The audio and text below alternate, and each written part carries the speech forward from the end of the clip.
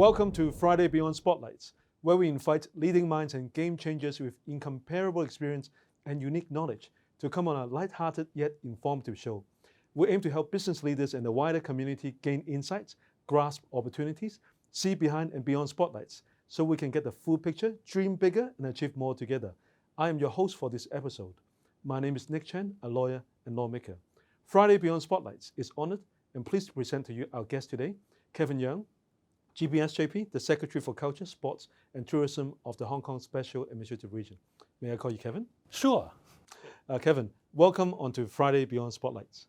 Kevin, as the head of the Culture, Sports and Tourism Bureau, you lead a diverse and important portfolio on a mission to enhance this beautiful international city's position as an East meets West Center for international cultural exchange under the National 14th Five-Year Plan, to further strengthen Hong Kong's leading position in the international arts market, to facilitate the development of arts, cultural and creative industries, and to increase the knowledge, appreciation and enjoyment of arts, culture, sports and tourism. We will not have enough time to discuss all of this on the show today, so I hope to invite you back for another time. Would you mind if I suggest we focus our discussions today on the first two areas, namely culture and sports? Of course, Nick. But actually, the culture, sports, and tourism are interrelated to each other. And that is the reason why, in this term of government, we decided to have a new Culture, Sports, and Tourism Bureau. As you can see, culture and tourism are very related because there are a lot of cultural events or sports events that could attract tourists coming to Hong Kong. At the same time, with the coming of the tourists, they also bring along their culture and their spirit into Hong Kong. And for example, you pick this restaurant. You have picked a very nice place for the interview. Thank you. You pick this restaurant. It's a restaurant inside the Ocean Park. We have, in this restaurant, we serve Chinese cuisine.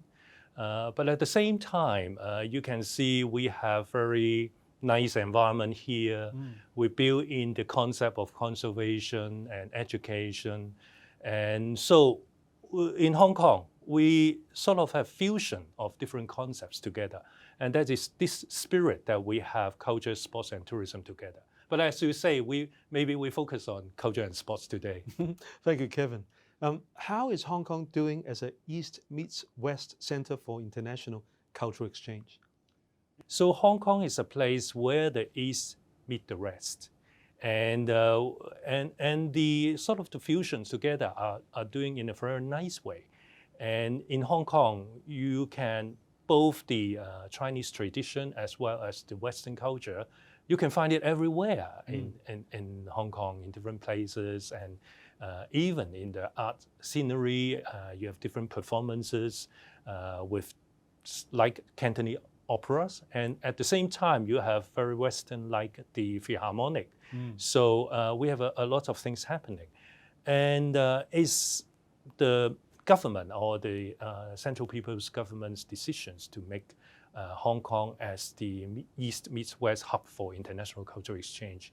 Of course, it's looking at the background and also our very specific characteristic of our culture. And in Hong Kong, there is a lot of happening. In the past few weeks, we see that, for example, the Vienna Philharmonic has made a very good performance in Hong Kong. They actually flew to Hong Kong, and it's a wonderful performance. And we also have a lot of different cultural events going on, and it's very exciting. Kevin, what about the sports scene? Talking about performance of our elite athletes, we have done very well at the Tokyo Olympics. We have 6 medals with 1 gold. And a lot of people during that time, I think you could remember, a lot of people are watching the television every day just to keep themselves abreast of what's happening at the Olympic Games. And also, and there are a lot of major events also happening in Hong Kong. Not too long ago, there's the Hong Kong Master for the snookers, and our athletics has done very well. And also we have the Rugby Sevens, we have the Squash Open, Golf Open, and these will make Hong Kong a very key events city in the sports area for the rest of the world. And I'm sure that people all over the world will watch these games happening in Hong Kong. I remember the World Masters snooker with a world record crowd of how many people? Exactly, that's a 8,000 audience Watching a game of watching snooker. the game It's amazing. live on site. Wow. It's amazing because I think usually for snooker's game, it's just not too many people. They are usually doing broadcasting instead of watching live. That's But true. yeah, that's an achievement. So with all that support, how did he do? Well, they do very well. I think people are enjoying, and I can see that. The perfect game.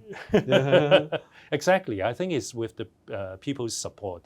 Ethics has done 147, which is a perfect game. Fantastic.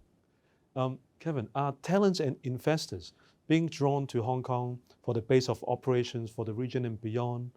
Maybe could you share with us some national or local policies support available to support fast-growing arts, cultural and creative industries in Hong Kong?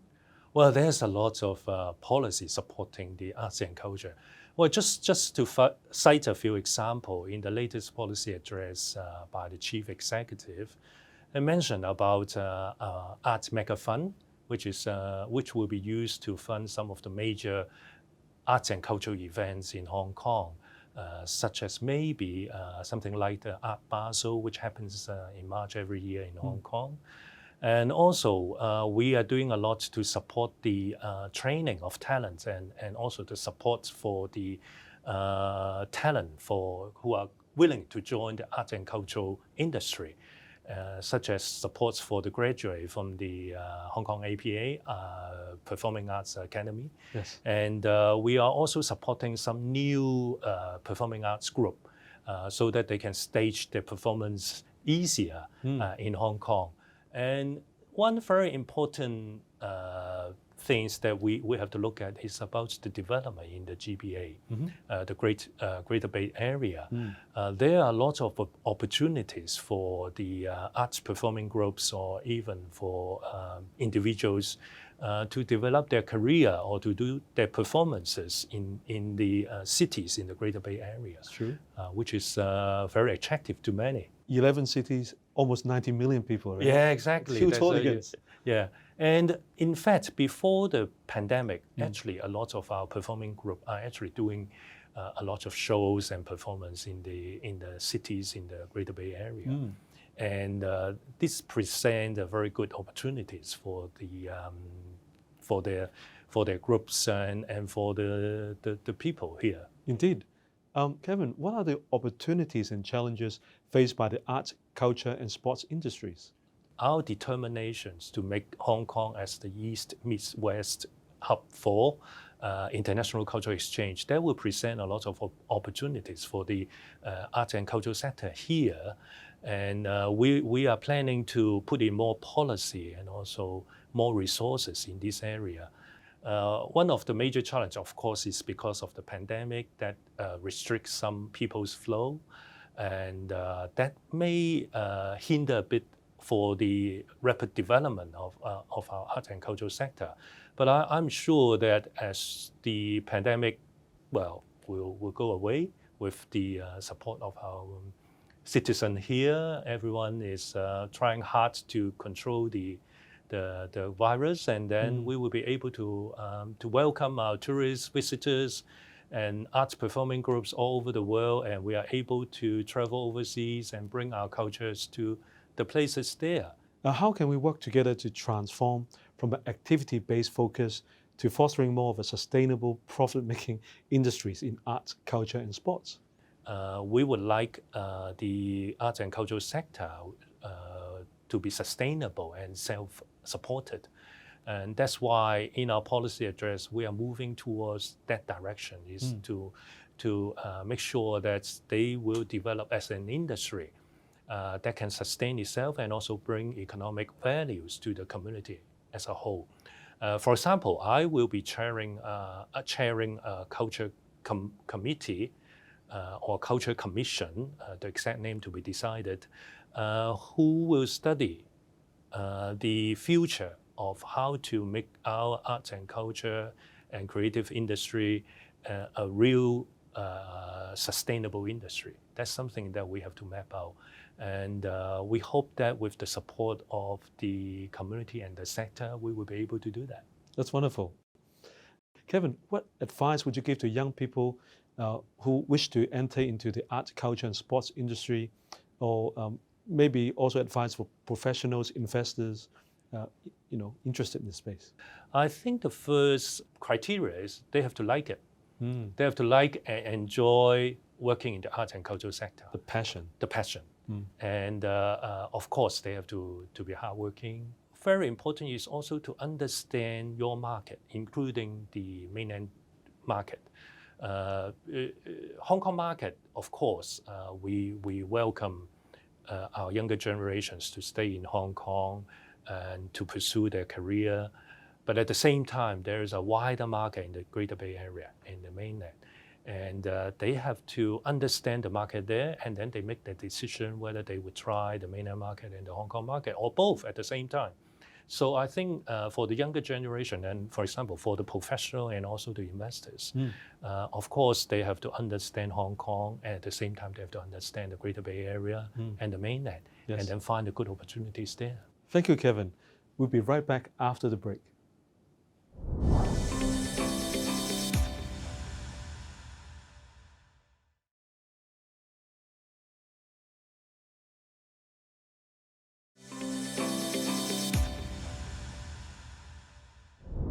Welcome back to Friday Beyond Spotlights. We have with us today Mr. Kevin Yeung, GBSJP, the Secretary for Culture, Sports and Tourism of the Hong Kong Special Administrative Region. This year marks his 30th year in public office, serving the people, the city and the country, including as Secretary for Education and solving problems and delivering great results in other capacities in the Food and Health Bureau, the Home Affairs Bureau, the Kowloon City District Office, and the Hong Kong Economic and Trade Office in Sydney. Before dedicating a life in public service, Kevin has worked in the private sector for 7 years. Who is Kevin behind the spotlights? Who or what defining moment in his life shaped him into who he is today? We'll get to learn more today. In this show and tell segment, we shall go behind and beyond glaring spotlights as our special guest, Kevin, shows us an item that has a special meaning, significance in his life and shows his fierce, strong, lion rock spirit. Let's travel back in time perhaps. Kevin, did you bring along that special item?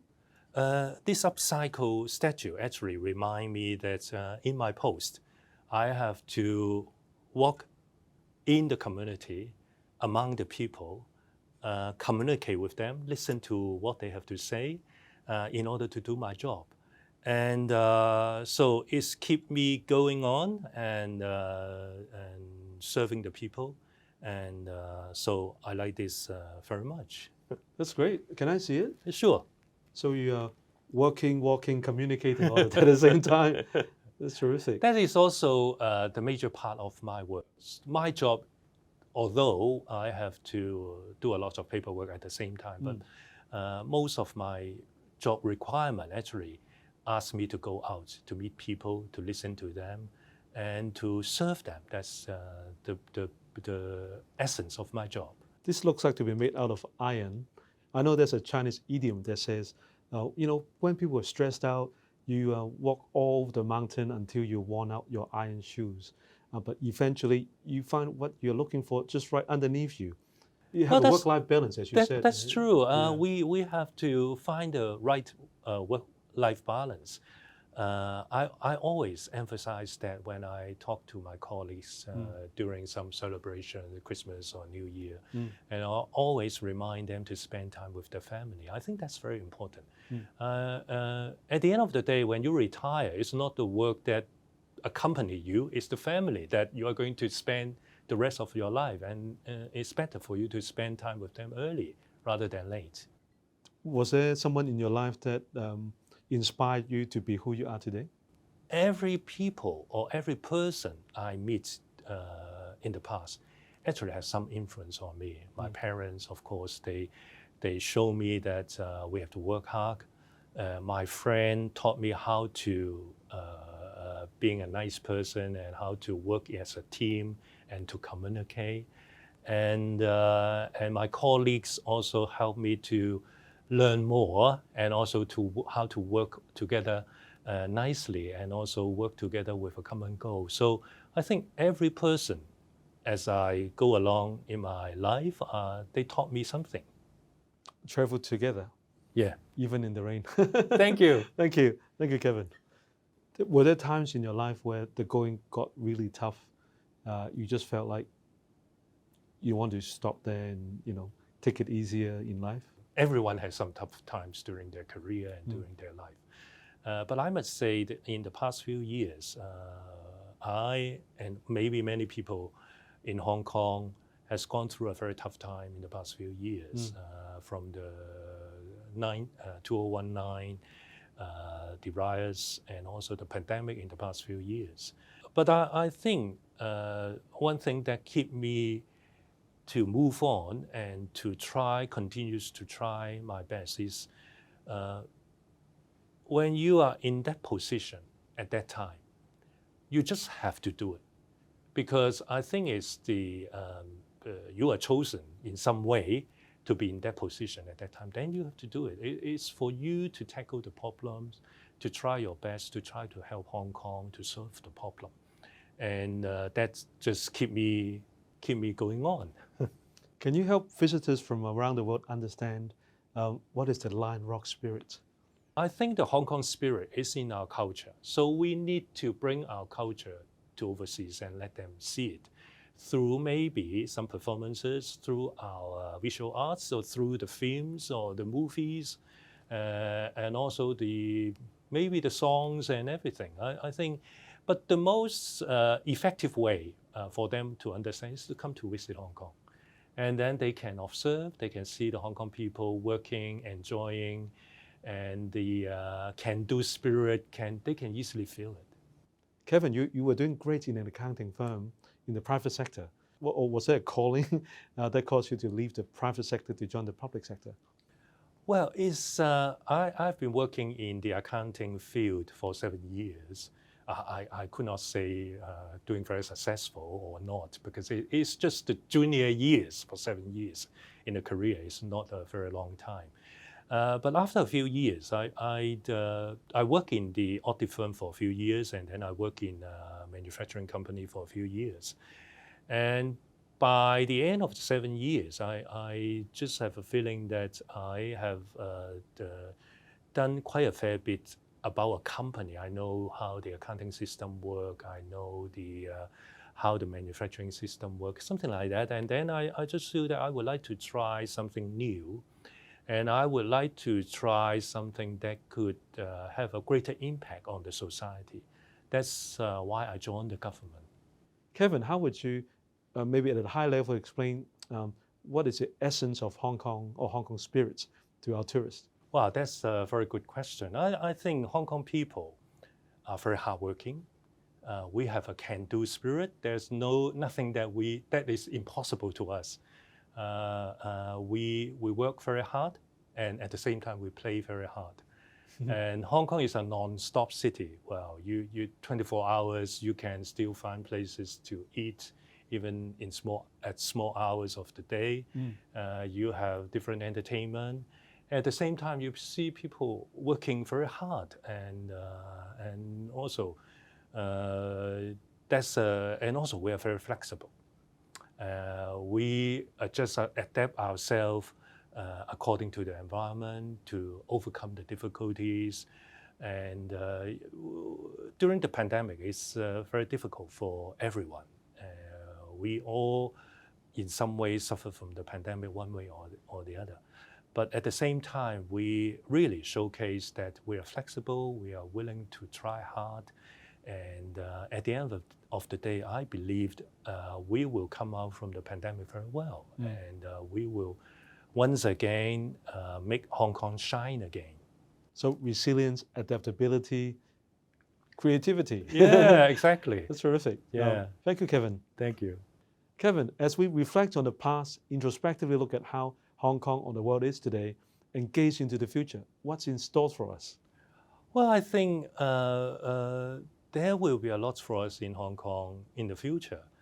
We have great opportunities both for career and also for our life. We will be our life will be improving, I think, under the leadership of our new chief executive. And our target is to make our people happier in the coming years. And I'm sure that this will happen. Wonderful. Well, now we come to a very exciting segment where we get up close and personal with our special guest, Kevin. Kevin, I'm going to fire some rapid fire questions at you. There's no right or wrong answer. Just maybe say what comes to your mind. Sure. I will try my best. What is your favorite art form? Drama. What is your favorite comfort food? Chinese noodle in soup. Favorite sports? Chinese martial arts. Last book you've read? The Little Prince. Your first job? Accountant. Where would you bring new visitors to Hong Kong? Ocean Park. A talent you wish you had? Language skill. Your proudest moments? The moment I knew I got admitted to the university. The nicest thing someone has said to you? You saved my life. What was the last thing you searched online? News. What would be the title of your autobiography? A life with no regret. What are the qualities you admire most about your parents? Hardworking. What is your biggest fear? That you seems to fear nothing. Who do you admire? Yeo Zhongyi, because he is a very renowned scholar. What advice would you give to your younger self? To be yourself. What aspect of the Chinese culture do you love the most and why? The family value, because it brings the family members together, and it's the bonding that is very important. What legacy do you wish to leave behind? That Hong Kong will become a very successful East-West hub for international cultural exchanges. How will Hong Kong look in 5 years? It will be a happier place than today. Thank you, Kevin. Kevin, can you share with us your suggestions or well wishes for Hong Kong? I wish everyone in Hong Kong a very enjoyable and very happy life in the coming years. Thank you for joining us on Friday Beyond Spotlights. See you next time.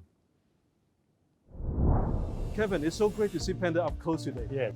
Panda is the most powerful symbol in the world, representing peace, love, and animal conservation. Exactly. That's why our country has sent Panda to all over the world as ambassador.